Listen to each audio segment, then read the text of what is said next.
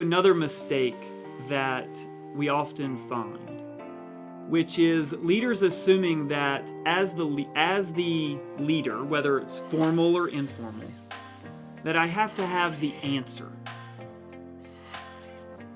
You're not the leader because you need to have the answer. You're the leader because you need to have the right questions.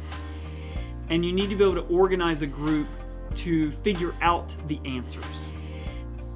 And too many leaders assume that they need to have the answer when the power of leadership is in the questions that you ask, not the answers that you have.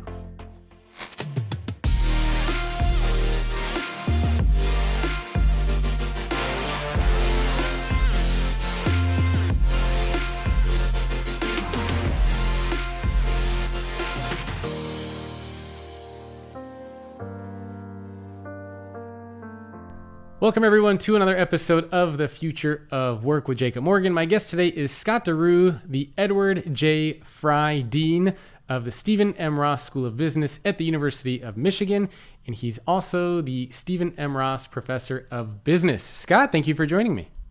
Jacob, thanks for having me. I'm really excited to be here. So I originally reached out because I was reading an article that you wrote, which I was completely fascinated by, and I think everyone who's watching and listening is going to get a lot out of this as well. And the article was around why capable people are reluctant to lead. So I wanted to spend a little bit of time exploring that, and then I have lots of other questions for you based on some of the talks that I've seen you give. You've talked about entrepreneurship, all sorts of fun stuff. But why don't we start with a little bit of background about the research that you did for that article, which I found to be quite interesting.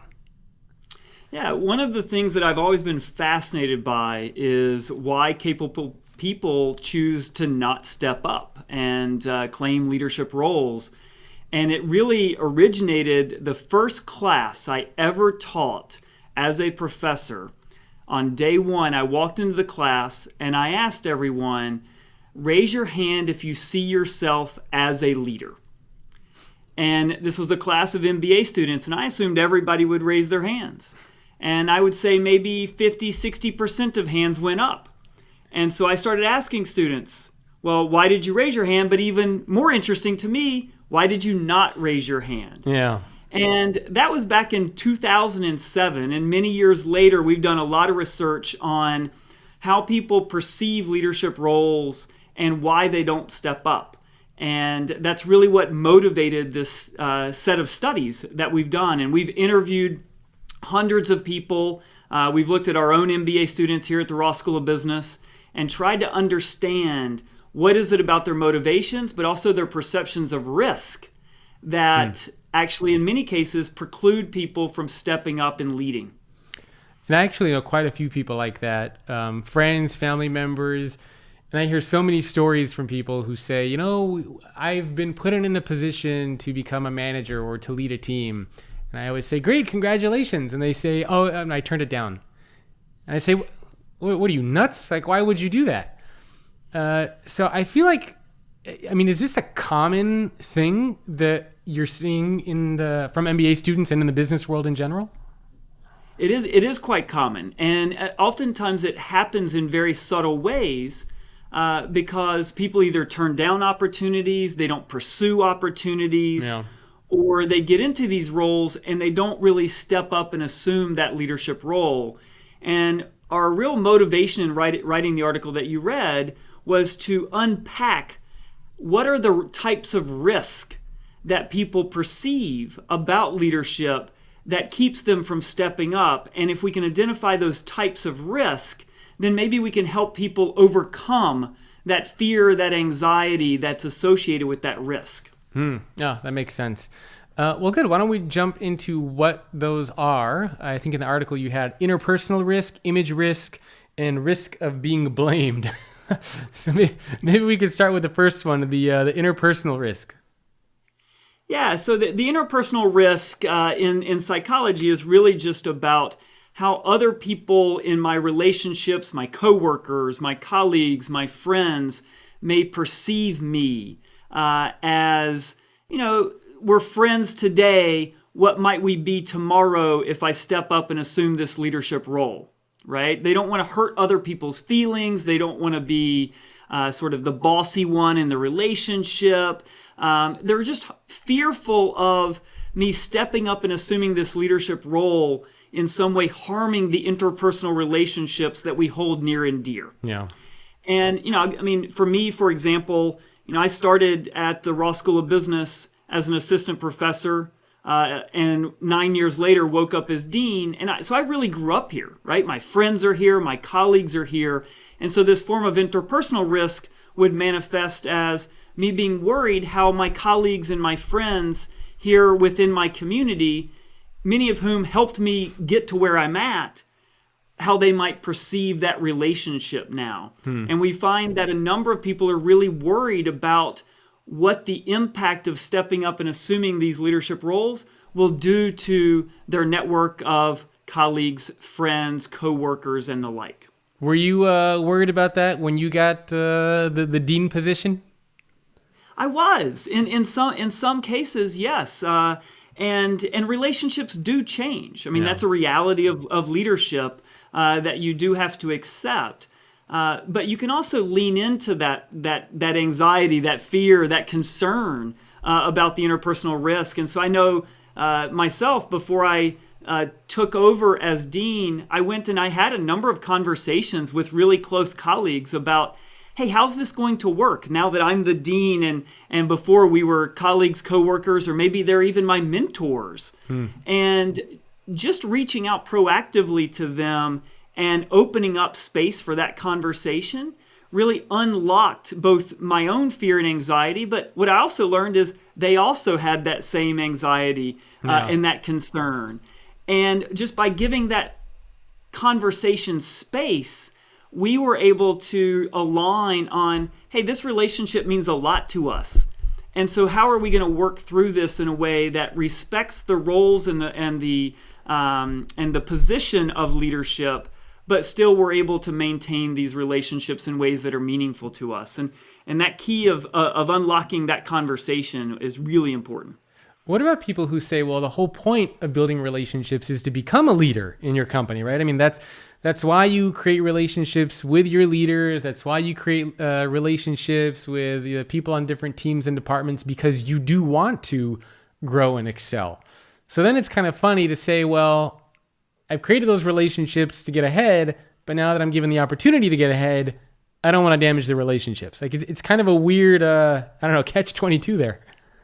It is, and for many it's counterintuitive until you're thrust into that position. And what we find in our research is that many people are building these relationships not necessarily to get ahead, but as part of their own, aspirations, their contributions to others, and in the spirit of giving to others, they build these relationships. And then because of those relationships, it then, to your point, thrust you into this position where now you're assuming a leadership role. But they don't think about the risk until they get there. Yeah. And what we're trying to do is help people understand, yes, this interpersonal risk exists. How can you lean into it and minimize the risk and maintain the relationships? So what's really interesting about that, so one of the things that I found particularly fascinating is it seems like the relationships, you would care about the relationships because the assumption is you want to have those relationships for a while.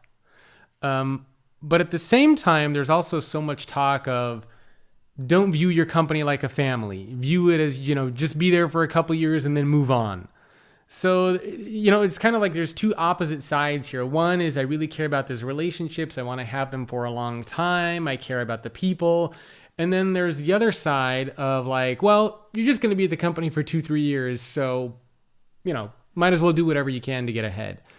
I mean, which school of thought is prevailing, do you think, in the business world? The more the relationship, the family style, or is it this understanding that people are just going to rotate every few years? Well, I think depending on who you ask, you can get both, right? Yeah. I think there are people in the business world that really understand the power of relationships. And then, especially in the younger generation, there's just a natural assumption, and it's reality, that they're going to be moving not only jobs, but they're going to be moving organizations on a more regular basis. I mean, the average tenure in the tech sector right now is about 2 years or even less. Wow. In big tech companies, right? And That's so crazy. you're getting a lot of movement. The thing I would say to folks is I don't see these as mutually exclusive. And I think the most successful people are going to see the integration of them. And what I mean by that is you can still move organizations every couple of years if that's how you want to manage your career. Yeah. But if you invest in relationships while I'm at a company for a couple of years, the beauty is those relationships can transcend your time at that organization. Yeah. And you can carry those forward in your career. And to do that, you've got to nourish them, you've got to cultivate them, you've got to give into them. You can't just take; you have to give. But if you do that well, you're going to build a really diverse network of colleagues, professional contacts, but also friends over the course of your career that can be quite powerful for your own personal gain, but also in addition to that personal gain, give you the network that's going to enable you to have the impact that you want to have in the world. Yeah. No, I think that makes a lot of sense. Okay, so for people out there who see that as a risk, what advice or guidance do you have to, I don't know, to mitigate that, to get over it, and to be able to take that leadership role? Yeah, I mean, with regards to interpersonal risk, and it really depends on what type of risk we're talking about here, but for interpersonal risk in particular, it really is leaning into those relationships and opening up a conversation with your, say, risk-sensitive colleagues. I think in the article that you read, that's what we called it, is your risk-sensitive colleagues. And just acknowledging that, hey, this is a potential issue. Yeah. And if you're thinking about it, chances are they are as well. And I think giving space for that conversation and really co-creating how you're going to be able to maintain your relationship while you assume this leadership role that may have some influence on them, how you can balance and maintain that relationship, whether it be personal or professional, is the key. Okay. And you just have to get over that fear and lean into that conversation. Okay, great. All right, let's jump to the second one, which is image risk. So what is image risk? Image risk, simply put, is the worry that I'll be perceived as a know-it-all, I'll be perceived as bossy, I'll be perceived as aggressive. My image, my reputation, because I'm stepping up into these leadership roles. So bossy, is there a difference, or I don't know if you guys looked at this, was there a difference between men and women in this regard? So in this particular set of studies, we didn't look at the gender differences, but there is research that shows pretty clearly that when a woman steps up, claims leadership roles, engages roughly in the same behaviors that a man does, she's at greater risk of being perceived as bossy or the like. And so we do a lot of work with aspiring leaders who are female to understand how do you navigate and manage that dynamic so that you can still manage reputation and image, but really be an effective leader. Got it. And so your intuition is correct, but what we find is that women can overcome that. But it is a bias that many organizations have.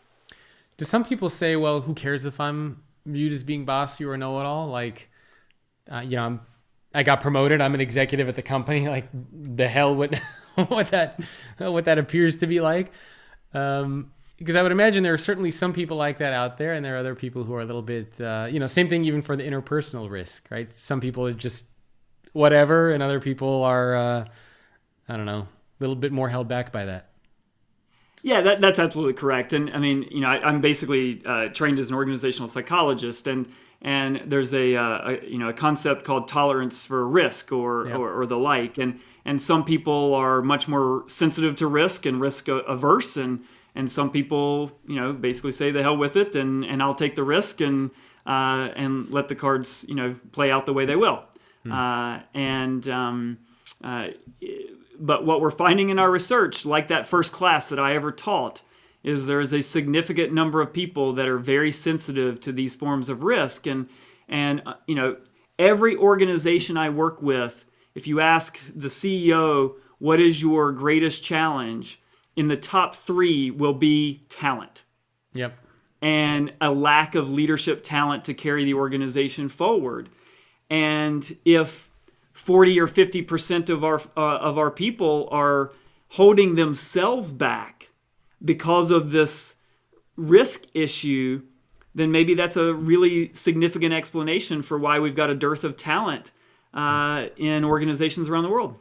No, it actually fits very well. I mean, so my book, The Future Leader, came out last year, and I interviewed 140 CEOs, and that was one of the things that I talked to them about, is around greatest challenges and opportunities and all that sort of stuff. And talent always keeps coming up. And I think the assumption is always that there are not enough skilled people to take on leadership roles, but rarely do we think that there are enough skilled people to take on those leadership roles. They just don't want them. And I don't think that's a conversation that a lot of people have. They just assume that we just don't have them there, but they're there. They just don't want those positions. That's right. And then it begs the question, how do we create an organizational environment that helps people process that risk so they're more likely, more motivated to step up? So what is the specific problem with the image risk? I mean, the interpersonal risk I get. You don't want to damage those relationships because you're at the company. You want to have a good working relationship. But what is the danger of being viewed as a know-it-all?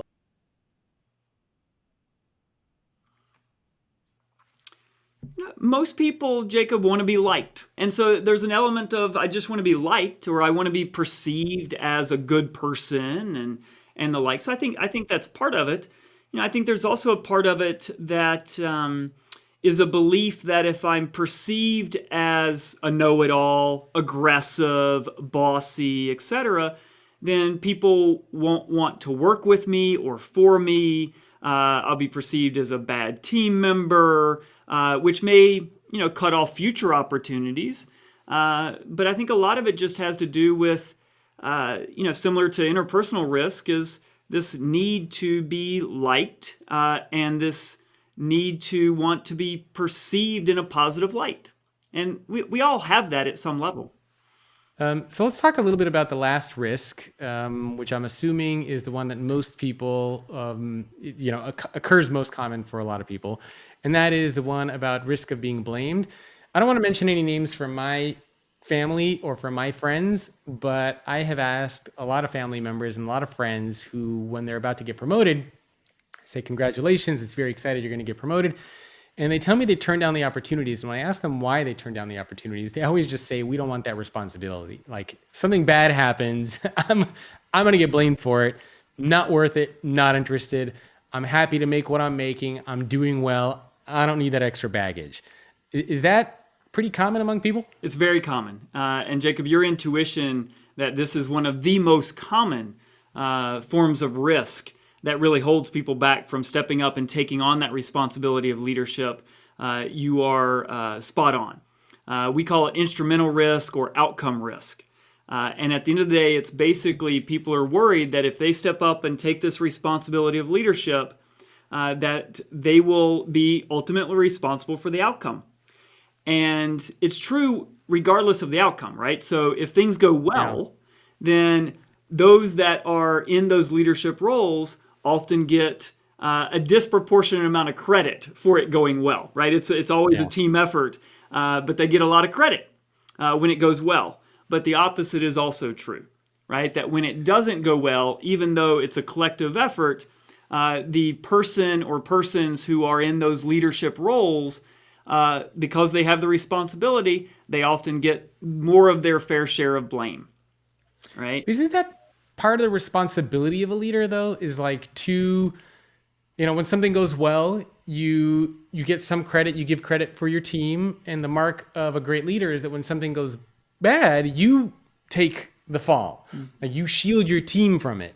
So isn't that kind of inherent with the role of leadership, that you should be taking on more of the risk? Like, you should be blamed if things don't go well? I think that is true. but what we're finding is that the significant number of people that are not stepping up to lead are doing so in part because of this risk. And so the question is, how do we create environments? How do we help these individuals be more willing to take on that risk so that we have more talent, more people who are not only capable, but also are inspired and willing to take on that responsibility of leadership?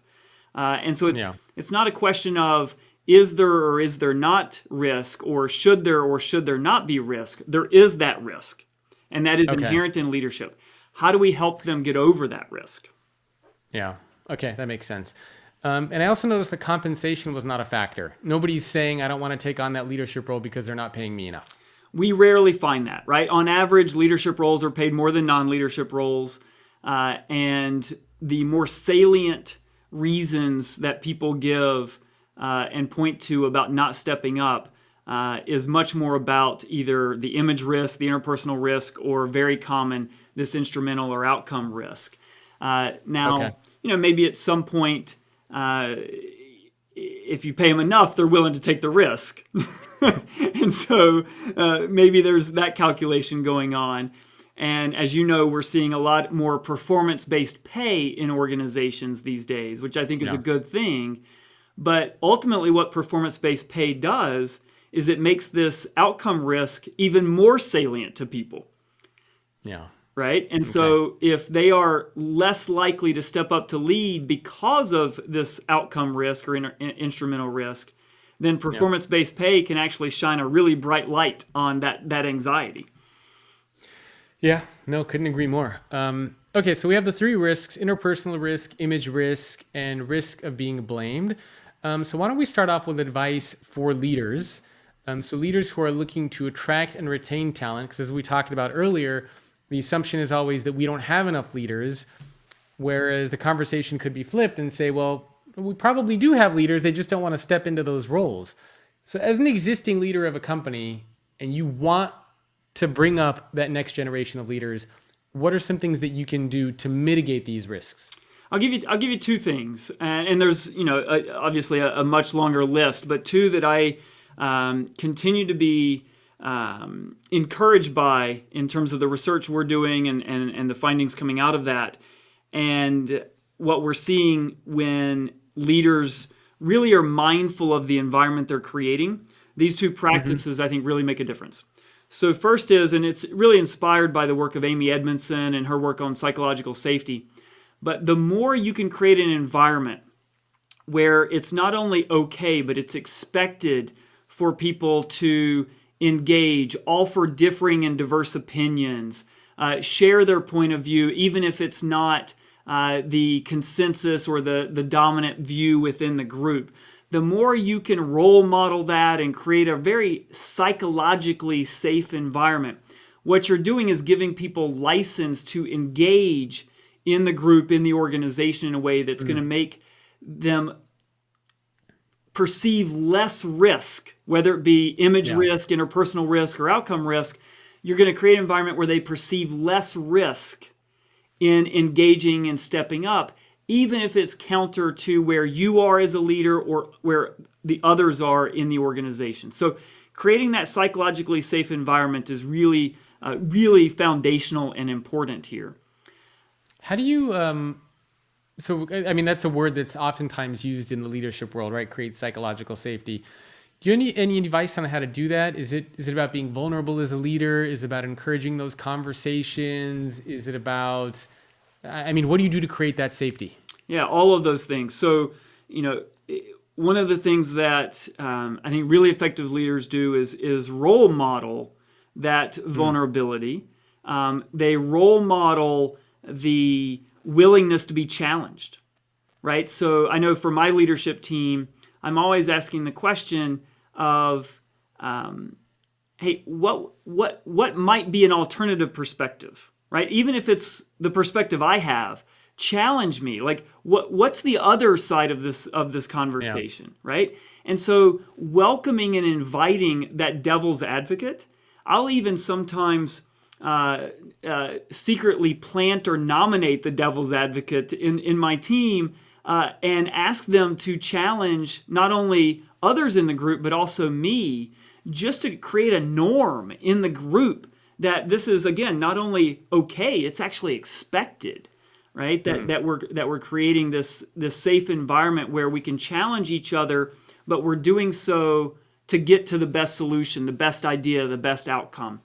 And so I think leaders who can reframe conflict away from, conflict in the tension aspect and really more conflict over ideas, and it's a dialogue, a debate, and a discussion because we share the same goal of getting to a creative outcome. I think that role modeling is really, really important.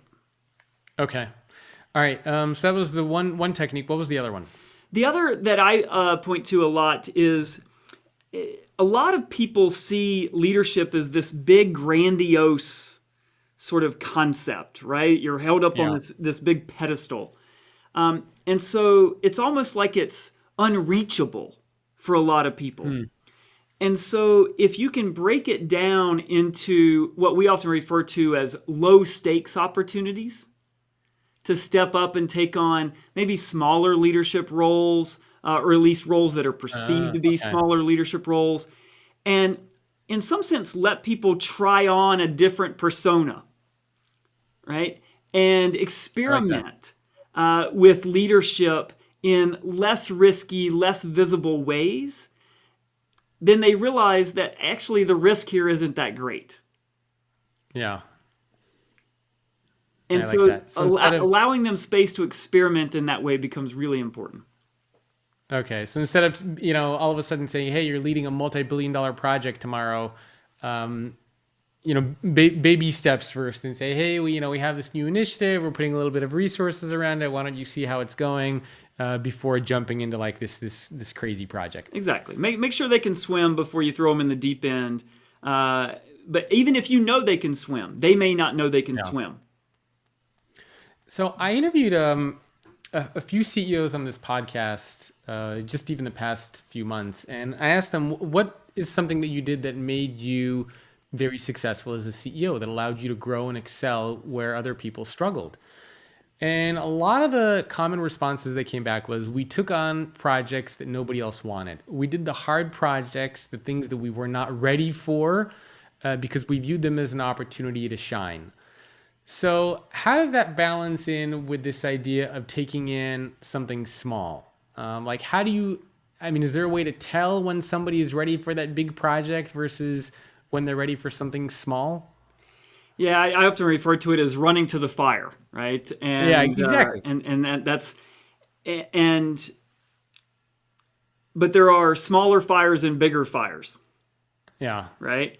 And again, some people run to the big fire and it works out and then they keep going, right? They get promoted and the like. You probably rarely hear about the people that ran to the fire and got burned. Right? You hear from those people a little less, unless they've had the opportunity to run to multiple fires and it ultimately ended up working out. Right? Yeah, no, that's very true. And so I think there's a lot of value. Some of my early research was on developmental opportunities and how far can you stretch people and how far do you want to stretch people. And the probably intuitive answer is you want to stretch people but not too far. Because what happens is if you stretch people too far, then their ability to process and learn as they're going actually decreases. And the risks that we're talking about here become so paramount in their mind and in the foreground that they actually can't function as effectively. And so you're actually undermining their development and their performance by stretching them too far. It's a very delicate balance. Yeah. Yeah, I suppose that's what makes a great leader, right? Is what is just outside the scope of what your people can do, and that's what you give them instead of something that's just unattainable and unrealistic. So yeah, all right, I like that. What about advice for individuals? So not for leaders, but for individual contributors who want to get into a leadership position, but they themselves perceive these risks. Is there anything that they can do for themselves to help overcome these things? Yeah, so one of the practices that we often talk with executives and our students about is going and talking with people that have been in similar situations that have gone through the fire in some basic sense, and talk about the risks, right? Put them on the table, talk about them. Like, Jacob, how did you think about the interpersonal risk? How did you think about the image risk when you were thrust into this position? What did you do to minimize or mitigate that risk? How do I think about the outcome risk? And so reaching out into your network and your collection of mentors, if you will, to understand how other people have processed that risk. And what we find in our research is simply opening up the conversation actually reduces the risk, right? And so that's one practice that we often talk about. The other that I often talk with our students about and executives as well is the question I often ask is, what's the worst thing that's going to happen? Yeah. Like if this goes south, if it goes sideways or poorly, what's the worst thing that's going to happen? And if you engage in that conversation, more often than not, the worst thing that can happen actually isn't that bad. Yeah. Yeah. Couldn't agree more. The perception is always worse than the reality, as they say. Precisely. Okay. So I know we have maybe 10 or 15 minutes left. So I wanted to switch gears a little bit. So we talked about why some capable people are reluctant to lead, what the risks are and how to overcome them. I wanted to talk more broadly about leadership because obviously you've been teaching a lot of MBA students. You see where a lot of these MBA students go. You talk to and work with a lot of leaders. What do you see makes up the most successful leaders, whether it's MBA students or leaders that you're working with? What separates them from just the average leaders? The one attribute that I would point to, and obviously there are many, is the ability to learn and adapt. In the world that we're living in right now, it's so dynamic and fluid. Not to mention sort of the last year and the with the pandemic and everything that's happened, and how flexible organizations have had to be and the like. But how dynamic, whether you're in the private sector, the public sector, for-profit, not-for-profit, the pace of change we often hear, and it's correct, is really, it's rapid, right? It's fast. And so, I tell our students all the time, and executives that I have the privilege of working with, the skills you have today, the half-life on those skills is probably 3, 4, maybe 5 years at the most. Yep. And the world is going to change around you. And if you're not flexible, if you're not adaptive, if you're not updating and learning and growing constantly, then you're not going to be effective as a leader. And so I think the most important thing we can do from a leadership development perspective is enable individuals to continue to learn and grow so they can flex and adapt. Yeah, no, I think that's fantastic advice. So learning, growing, being adaptive, agile, I think is something also that I heard from a lot of the CEOs that I've worked with and had on this podcast as well. Do you think leadership is changing? Like if you were to look back at maybe what was taught in schools over the last 10, 15, 20 years, or even what you knew about leadership 20 years ago versus where we are now and where things are going, would you say that leadership is different? There are certain aspects of leadership that I think are increasingly important these days. So, we hear a lot about, and I think these things were always true, but we're hearing more and more about them, right? So the power of vulnerability. Yeah. Right? And you step back and you ask, well, why is vulnerability becoming more important for leaders in organizations? Well, because the social and cultural fabric of organizations is ultimately built on trust. Yep. And the trust that people have in institutions, the trust that people have in leadership, in many ways in our society now is more fractured than it's ever been before. And so we're longing for this sense of trust. And what's the fastest way to build trust? Vulnerability. Yeah. And so I think that's a more recent or modern theme or trend that we're seeing in leadership, that, vulnerability was always important because trust was always important. But now I think it's even more important than it historically has been. The other that I would say is the emphasis on leaders being able to build inclusive teams and organizations that are able to capture the power of diverse points of view, diverse perspectives. Again, and I think it actually comes back a lot to the pace of change that we're seeing and the need for creativity and the need for innovation, because what's fundamental to that need for creativity and innovation is diverse points of view, diverse perspectives coming together. And what we're seeing is that historically, a lot of organizations, a lot of leaders were not very good at creating cultures and communities that were more inclusive. Yeah. And that's becoming ever more important in modern society and certainly the business world today.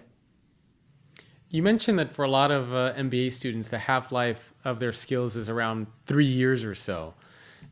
So what do you think for a lot of leaders now who are trying to wonder, what are the skills that we should be focusing on to become better leaders? Or what are the skills that we should be teaching our up-and-coming leaders to be more effective?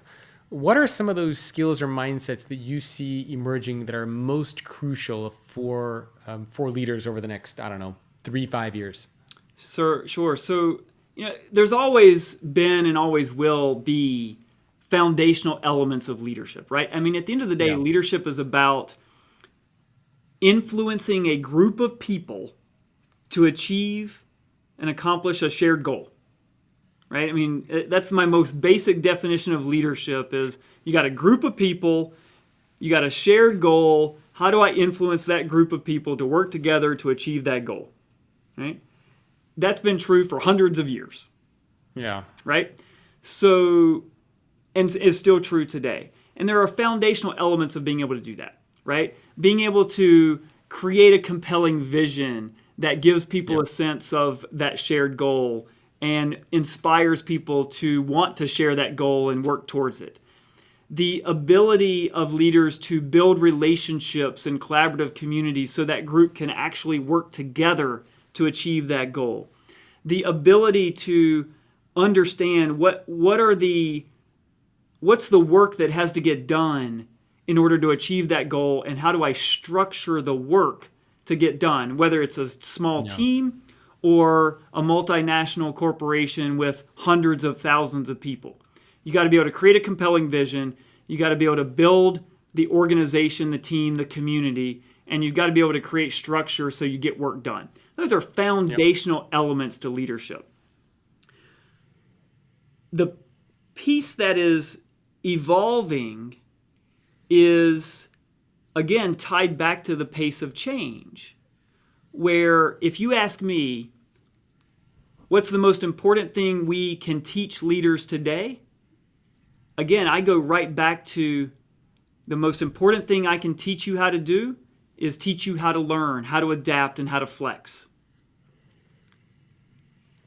I need you to understand and be able to deploy those foundational elements. I need you to be able to create that vision. I need you to be able to structure work. I need you to be able to build the collaborative organization. But on top of those foundational elements, I need you to be able to learn, grow, and adapt. Yeah. No, I definitely see that as a crucial one. Do you see common mistakes that leaders make? And I don't mean mistakes in terms of like, they invested in the wrong thing and, something led to failure. But things that leaders are doing where they could be great. they could be these really amazing leaders if they would just fix like these one or two little things, or maybe they're big things, I don't know. But just these mistakes that leaders keep making over and over that you think a lot of leaders out there need to fix. Yeah, I'd love to write the book just on the 100 most common mistakes or the 10 most common mistakes that people make, because there's certainly exactly. common ones out there, right?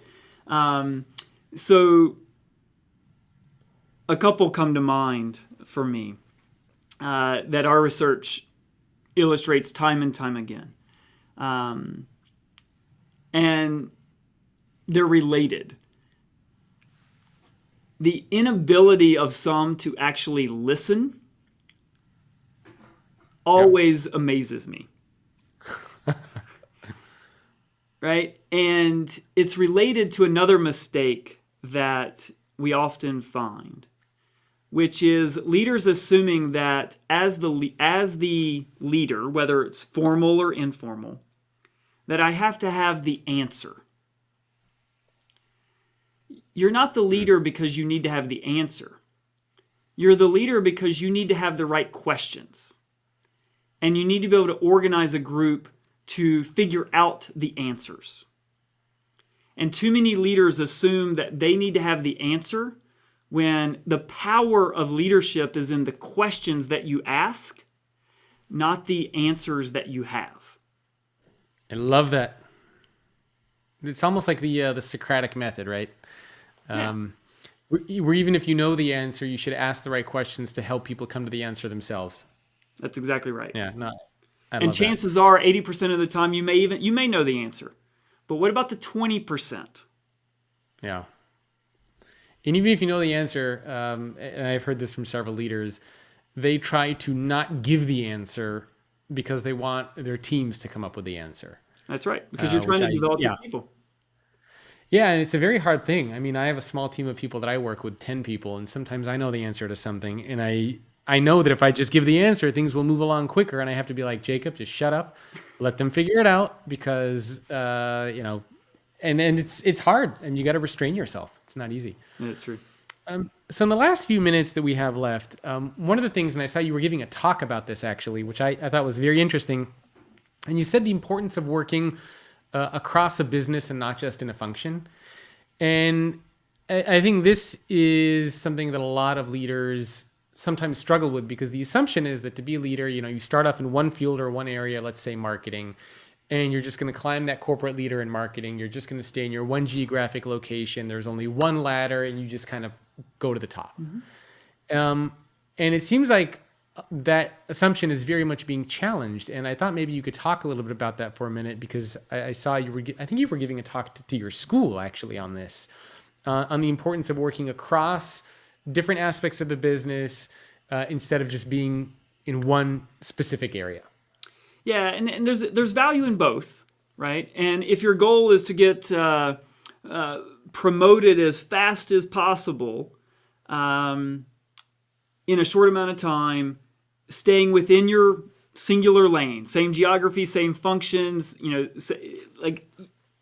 there's expertise there that you will develop, and chances are your first few promotions might actually come a little faster than they otherwise would. Yeah. But what we find is if your aspiration is ultimately to be in senior level roles, you need to have a breadth of experience in addition to some expertise, right? So it's not that you have to be expert in something, right? But you also need to be able to speak the language across functions, across geographies, across roles as well. Because you're going to get to a point where the people who are reporting to you know more about their jobs than you do. Yeah. Right? And if you stay in a singular function, that's generally not true, right? Because you're the expert in marketing or you're the expert in finance. But if your goal is to get to senior levels of organizations, very senior levels of organizations, you've got to have breadth that accompanies or is coupled with your depth.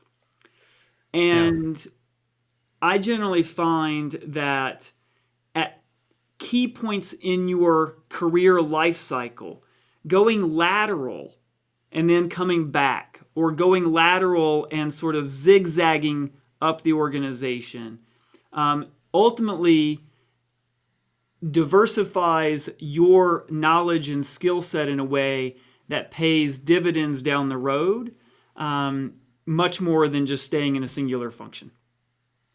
Yeah, it's sort of like the difference between short-term and long-term. I think the analogy one leader gave me, I think it was Steve Smith, the CEO of LL Bean, where he was giving this analogy of like climbing a mountain, where sometimes you have to go up to one peak, then you have to go down a little bit and take another path up to get to the top of the mountain. And I love that visual, because if your end game is focused a little bit in the future and you want to be that senior level executive, I talked, for example, to the CEO of Graybar, Kathy Mazzarella, and she was telling me that she's worked in pretty much every function in that company. Product management, customer service, she was in HR, she was in every aspect of that business before she became CEO. And I find that to be very, very common from a lot of the top executives that I interview. They've worked in so many different functions. So I like that that message, that if your goal is to go farther up inside the organization, then it might take a little bit longer. You might have to think big picture, make some lateral moves. But if your goal is to get to like a mid-level leadership position and stay there, then probably specializing in something might be the right approach. Who knows? Yeah, no, I think that's right. And I've had the same experiences. I talk with CEOs and work with them in their leadership teams. Most people in those leadership teams have had a diversity of experience that gives them a bird's eye view of the organization, but they also bring a depth with them as well. Yep. Right? And coupling those together, I think, is critically important. Well, I know we're pretty much the end of our time. Any last parting words of leadership wisdom and advice for people who are watching and listening? I would go back to the risk that we started with. And my aspiration is to, my sort of life mission, if you will, is to help people maximize their potential. And one thing that we can all do to maximize our own potential is lean into those risks, right? Whether it's outcome risk, whether it's image risk, whether it's interpersonal risk. Let's not let that risk hold us back, but let's lean into it. Let's embrace that risk. And in doing so, by stepping up and assuming these leadership roles, we're able to have a bigger impact in the world. Because at the end of the day, we all want a legacy that we're proud of. We all want a legacy that's built on a positive impact that we leave behind. And the more you can step up and lead, the more impact you're going to have, and the stronger that legacy is going to be. And so I hope we can create a world and create an environment where people are inspired to step up. I love it. Scott, where can people go to learn more about you? I know you have some talks that you've done. Anything that you want for people to check out, please feel free to mention. They can come to the Ross School of Business here at the University of Michigan, and we'll create the best leadership development experience that one could ever imagine. And I'm easy to find. Currently accepting MBA candidates. That's right. And I'm easy to find. So if I can be helpful to anyone, please feel free to reach out. Cool. Well, Scott, thank you so much for taking time out of your day to speak with me. Really appreciate it. Jacob, thank you so much. Thanks for watching. If you want more content just like this, then please remember to subscribe to the YouTube channel. And if you want to know what it takes to be a future-ready leader, based on interviews that I personally did with 140 of the world's top CEOs, then make sure to go to futureleadercourse.com.